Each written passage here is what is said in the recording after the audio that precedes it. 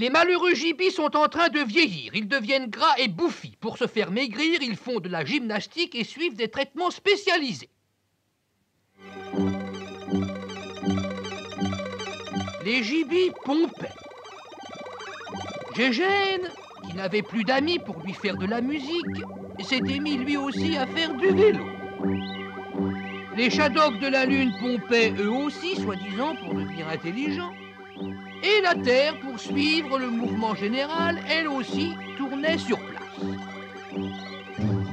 Il n'y avait que le marin Shaddock qui continuait à mener joyeuse vie de bougre et qui ne pompait pas tellement.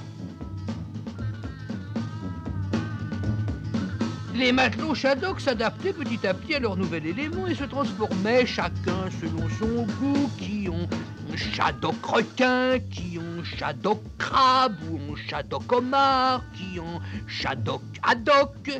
Et tout ce petit monde pataugeait là-dedans à qui mieux évaquer à ses occupations habituelles.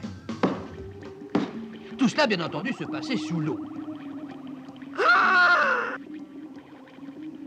Évidemment, pour que ça fasse plus vrai, on aurait pu mettre des algues, des rochers, des petites bulles et quantité de jolies choses sous-marines de cet acabit.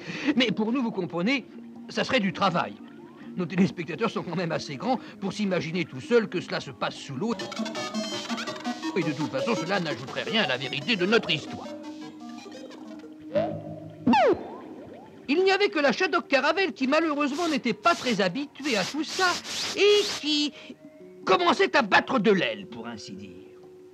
Évidemment, les Shaddock auraient pu tout bonnement la laisser en plan et continuer à pied ou par n'importe quel autre moyen de transport sous-marin plus approprié. Mais voyez-vous, dans la marine, même sous-marine, c'est des choses qui se font pas.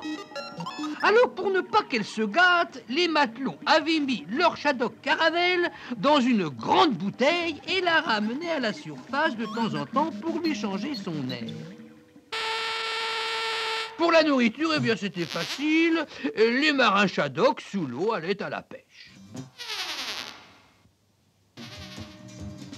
Et quand arrivait le week-end, ils allaient tous se reposer à Gégène Beach et dansaient le Charleston jusqu'à une heure très avancée de la nuit.